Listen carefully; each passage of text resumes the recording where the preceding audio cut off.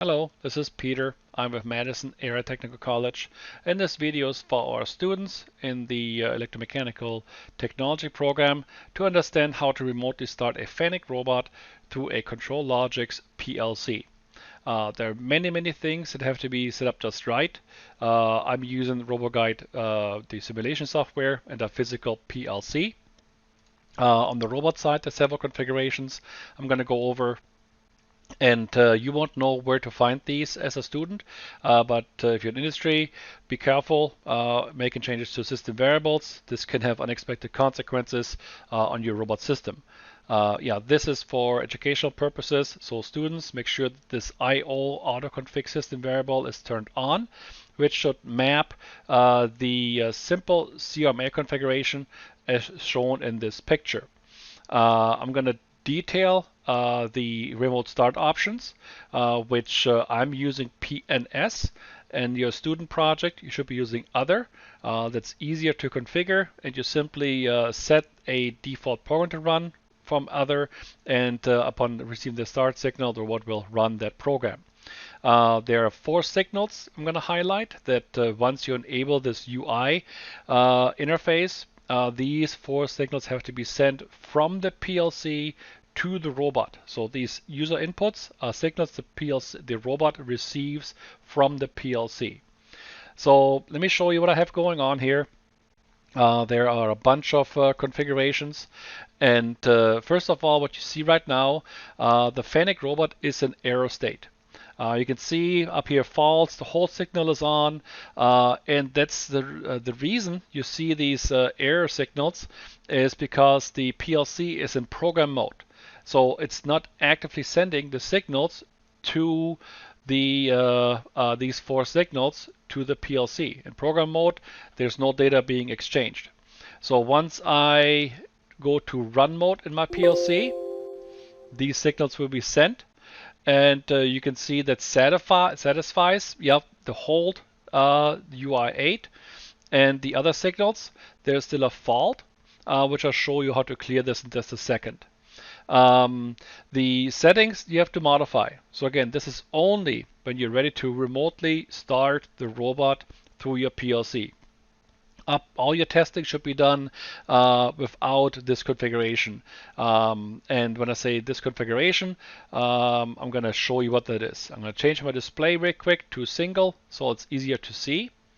I'm going to click the menu item, and I'm going to go and cursor down to next. I'm going to go down to system and cursor over to config. So in here, you can see, when we start out, there is a item 7, enable UI signals. It might be a different number, but once you set this true, you have to generate these 4 signals. And there is the immediate stop signal, there's the hold signal, there's the save speed signal, and the robot enable signal. If this is false, then the robot generates these signals internally. Again, this is one setting. The other one, please verify. Pressing Shift and cursor down, we can get to the bottom quicker, 10 lines at a time.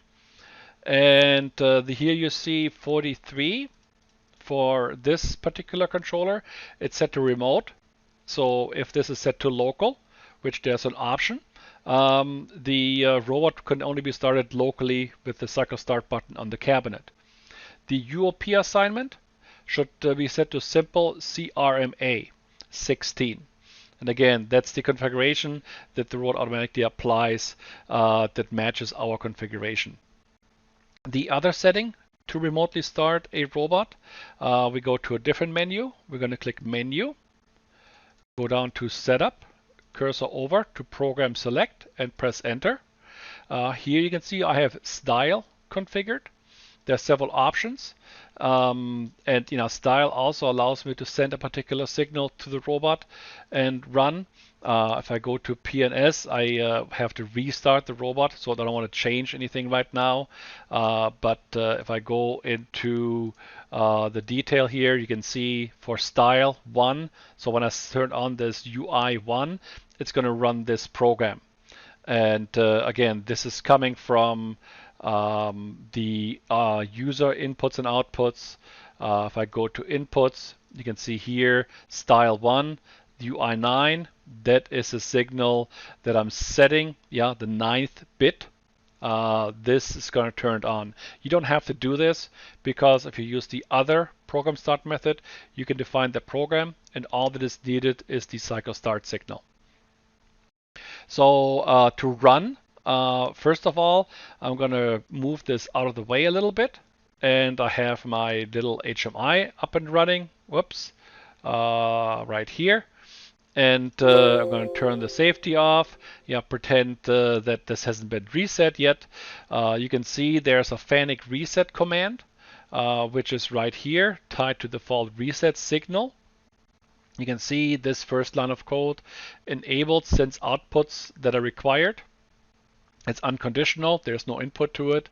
To reset the FANUC, you press the FANUC reset.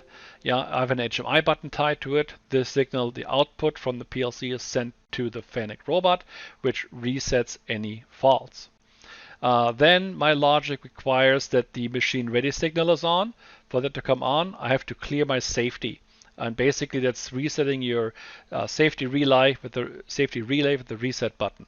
So here, once this is on, the machine ready signal is being sent, and I'm turning on this style 1 bit. Now the only thing that's left is to send the signal to start the FANUC robot. So when I press this, the robot starts. Whoops, and I forgot to disable my teach pendant. So be sure to turn off your teach pendant. Now we're in auto mode. And then we go back and send the start signal again. And it's running. The robot is not moving, which you have to be aware of. At this state, it's very dangerous to try to do something or interact with the robot because all the robot is waiting on is this DI-185, which is basically a part coming onto the conveyor, is seen by a sensor, and that signal is read by the PLC. Once the part is seen, I'm simulating it with this part present button up here. And the signal is received, and now the robot is going to run through its cycle down here. And it's just a few points I programmed to illustrate that the FANUC will run.